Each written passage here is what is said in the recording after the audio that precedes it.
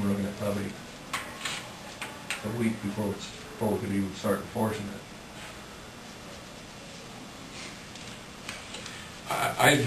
I want to I want a better description before I vote for or against to determine whether the tractors and wagons are exempt or not. And I know M50's a serious problem. I'm reluctant to do it. I guess that's my first, unless we absolutely have to. Well, I think the only way to keep somebody off, for sure, is to pass an embargo. You know, if we get somebody running that doesn't need to go down that road. I mean, last year the co-op was nice enough, you know, after we asked them to stay off. If nothing else, the signs on the end of the road would encourage people that, you know, didn't need to go that way to use an alternate route. Your main concern is specific hard roads. I mean, the gravel, yeah, we don't like to tear them up either, but yeah, we can repair those at a low cost. Yeah. Yeah. And embargoes are something that I know years ago, a lot of counties embargoed a lot of different roads. And over the years, they've just sort of gotten away from that practice. I think maybe two reasons. You know, our gravels were in better shape than they were, you know, back in the 50s and 60s. And we got better equipment to repair them. You know, our hard surface roads, of course, over the years we've added more, every time we overlay, we add more structure to them, so they got more strength than what they've had before. And I guess that's why my concern on M50 is that, you know, it does only have about 4.5 inches of asphalt out there. We're talking about asphalt treated base. We saw last spring what can happen when all of a sudden we get a whole bunch of extra traffic running on it. So,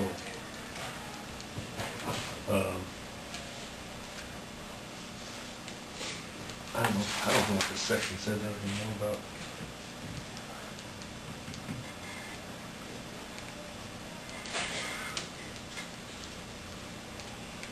I mean, this one here says tractors, and I think that's somewhat taken out of context, because I think implements of husbandry include, you know, combines, tractors, you know, any equipment that's, you know, used for farming. Because I think that's the exemption that the floaters were trying to argue with originally, is that they were exempt under the implements of husbandry because they were, you know,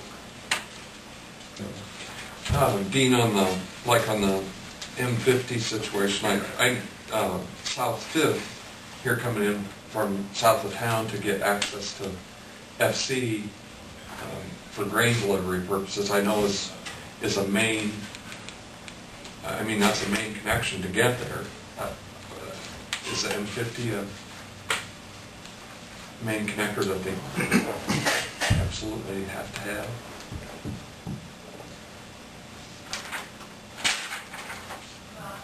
Yeah, the big traffic on M50, that'd be the feed deliveries.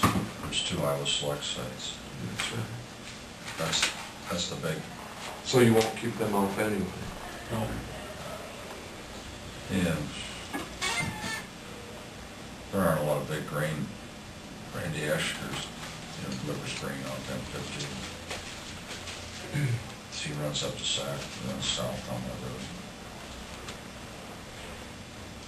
You know,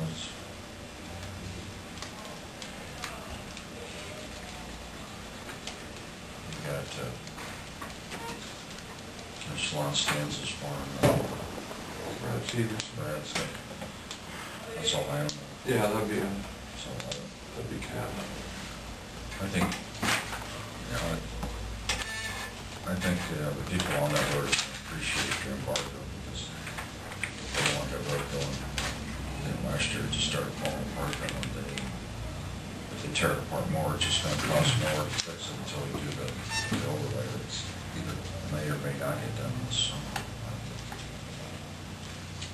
As far as, you know, south of Sac and Grant, that could be a hardship. Well, I think it will be, I think South Fifth is the main artery for a lot of the grain that comes in because they don't want to run the hills. I mean, and they come down and on the flat through the stoplights here and. Is that true for both the tractors and wagons and the? Well, I see a lot of tractor wagon. More tractors and wagons. Go that way. Jim, you live out there, what? There's quite a bit of truck traffic as well, come up from Lakeview, and they avoid the school Sure. zone and the stoplights. But it's getting pretty beat up already. I mean, it's not good. No, oh, it's not in good shape. And I don't know, you know, is it really I mean, for the tractors and wagons, you know, coming down that hill can be not good. Well, For the trucks and the trailers, you know. in town here, I'm suggesting that they, on 20 down the hill there by the early mansion there, they would rather take that one than come right down and then have to try and cross traffic and with tractors and wagons, that's a job.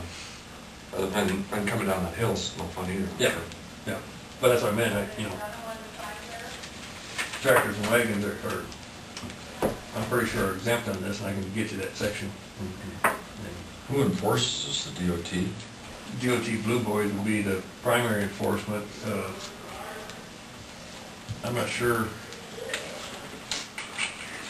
I guess that's who we'd probably call if we were having an issue, is call them, and they've been pretty good about coming and giving us some assistance, but yeah, they aren't gonna be out there all the time.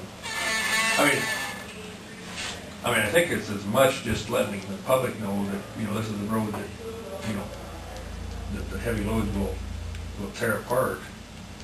And again, a lot of it's just, and some of the other counties, I think, have done that too. They've just gone on the radio and request people not haul, except when it was frozen. And of course, I'm not sure we're going to see that happen again now. This year it's gone from frozen to slop, you know, and I don't know that we're going to get, I'm not sure we're going to get a time this year that where it would be, where you can get grain moved and not, you know, cause ruts on the gravel roads. But again, we ask people to, you know, consider it as much as they can when they're trying to haul. I'm sure a lot of people's yards are going to get just better, you know, in the road, so they aren't hauling out. I mean, I haven't seen much grain moving yet. They're busy down here. And very busy. But,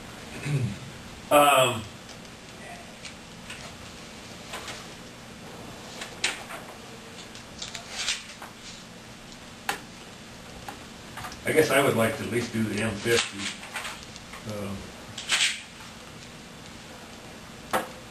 And I guess we could do it a couple of ways. I guess I could get that section of the code and get it to you in the next couple of days. But I'm pretty sure the farm tractors and wagons are exempt. And then we can pass the resolution next week